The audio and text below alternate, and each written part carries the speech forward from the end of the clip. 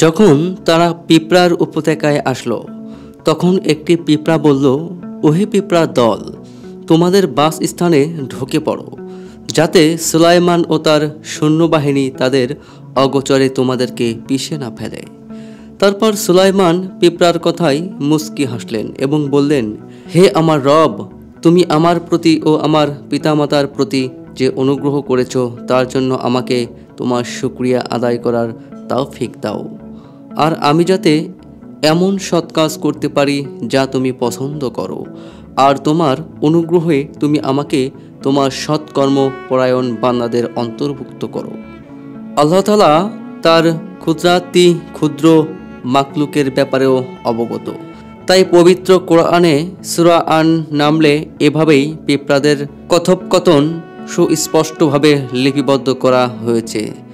ক্ষুদ্র এই প্রাণী নিয়ে কয়েক বছর আগেও অনেক কিছুই জানতেন না বিজ্ঞানীরা। তাই পবিত্র কোরআনকে অসার প্রমাণ করতে একদল বিজ্ঞানী পিঁপড়ার জীবন পদ্ধতি নিয়ে গবেষণা শুরু করেন। গবেষণার এক পর্যায়ে তারা পিঁপড়া সম্পর্কে কোরআনের নির্ভুল ও নিখুঁত তথ্যজ্ঞান দেখে অবাক হয়ে যান।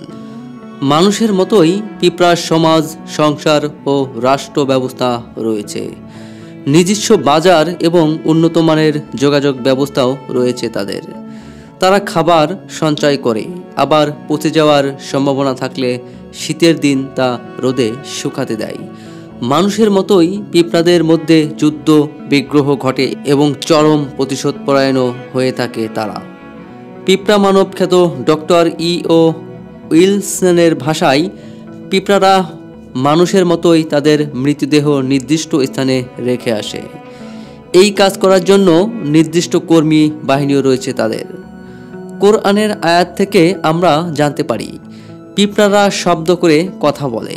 কয়েক বছর আগেও বিজ্ঞানীরা ভাবতেন পিঁপড়া কোনো শব্দ করতে পারে না এবং তাদের শব্দ শোনার ক্ষমতা নেই।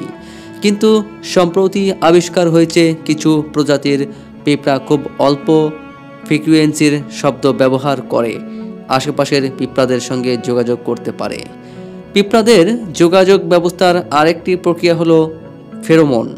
যোগাযোগের জন্য স্পর্শকেও ব্যবহার করে পিঁপড়া। এটা হয় অ্যান্টেনা আর প্রথম জোড়া পায়ের মাধ্যমে। অ্যান্টেনাতে স্পর্শের মাধ্যমেও এরা পরস্পরকে চিনতে পারে।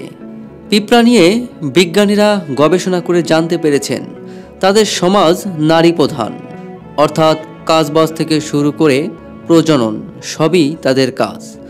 রানী পিঁপড়ার জন্য খাবার সংগ্রহ করে নারী পিঁপড়া, আর সেই খাবার এবং রানীকে পাহারা দেয় পুরুষ পিঁপড়া, অর্থাৎ পুরুষরা সৈনিক আর নারীরা শ্রমিক। খাদ্য সংগ্রহ অথবা বাইরের কোনো কাজে নারী পিঁপড়ারা যখন ব্যস্ত ছিল, ঠিক তখনই সুলাইমান আলাইহিসসালাম এবং তার বাহিনী এসে পড়ে। তখন একটি নারী পিঁপড়া সবাইকে নিজ নিজ ঘরে প্রবেশ করার নির্দেশ দেয়। নির্দেশের ধরন থেকে বোঝা যায় এটি রানী পিঁপড়া ছিল, তবে এটা অন্য নারী পিঁপড়াও হতে পারে। আগাম বিপদ সংকেত বুঝতে পারে পিঁপড়া, আর সে অনুযায়ী নিজেদের বাঁচানোর জন্য সর্বাত্মক ব্যবস্থাও নেয় তারা। ভূমিকম্প প্রবণ এলাকায় লাল পিঁপড়ার ওপর 3 বছর ধরে গবেষণা চালিয়ে দেখা গেছে তারা আগেই বিপদ বুঝতে পেরেছে। আল্লাহ তাআলা কোরআনেও সেই কথাই বলেছেন।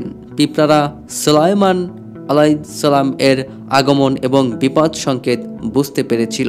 তখন হাজার হাজার পিঁপড়া থেকে শুধু একটি নারী পিঁপড়া এ নিয়ে সতর্ক করে দেয়।